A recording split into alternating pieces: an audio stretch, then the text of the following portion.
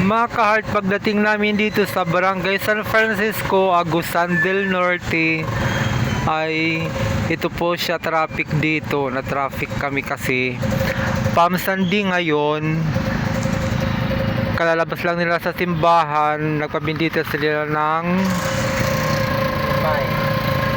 Lukay. Ano tawag din na era, Lukay? Ayan po, dito po kami sa San Francisco, dito sa Agusan del Norte. Na traffic kami dito sandali kasi naglabas na ng mga tao sa simbahan dahil nagpabindita sila ng Lukay. Mga tao sa simbahan kasi alam nilang dadaan kami.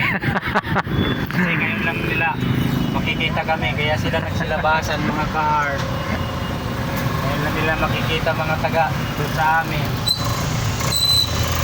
Sacred Heart of Jesus Parish dito sa Agusan del Norte. Nag-post kasi kami sa aming page, nadadaan kami rito, kaya yan. Lumog kami ng maraming tao. Dito. Ayun yung Jollibee nila. Nakangiti si Jollibee. Sa Jollibee, maagila kami. Ayan po mga ka-heart, nabawasan na ang traffic sa kalsada. Kasi papalis na kami. Ngayon ay dire-diretso na kami papunta doon sa Davao.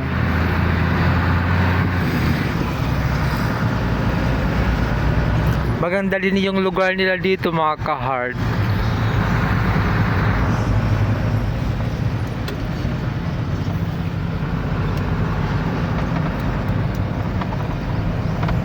Ayan po si Macdo.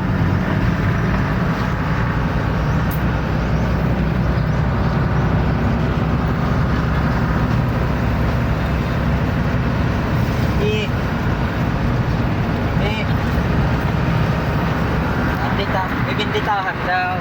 Ngayon ay dadaanan namin yung Gaisano Grand dito sa Agusan mga ka-heart, San Francisco, Agusan. Ayan po yung Gaisano Grand nila. Ito po yung dump truck dito sa San Francisco mga ka-heart. May naman siyang lupa.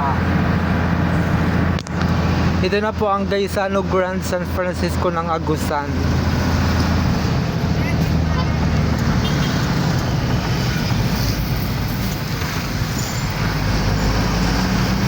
Maganda yung Gaisano nila dito.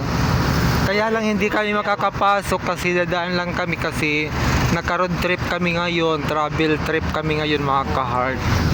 Naka-travel mode kami. Hindi kami naka-vacation mode. Hindi kami nakakapasyal-pasyal ng mga mall, ng mga kung ano-ano dito, mga pasyalan sa pupuntahan namin. Hanggang 7-Eleven lang kami sa gasolinahan.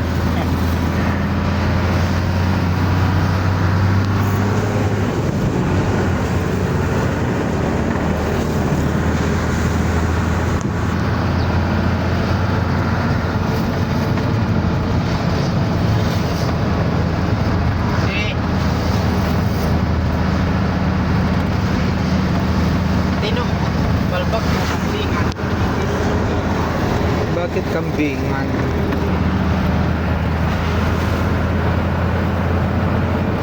Ano ganding? Ang ito. Down. Ito po mga kart ang speed ng ano namin. Wala pang 60. Kasi mabagal lang kami. Kasing bagal ng kanyang pagmamahal sa akin.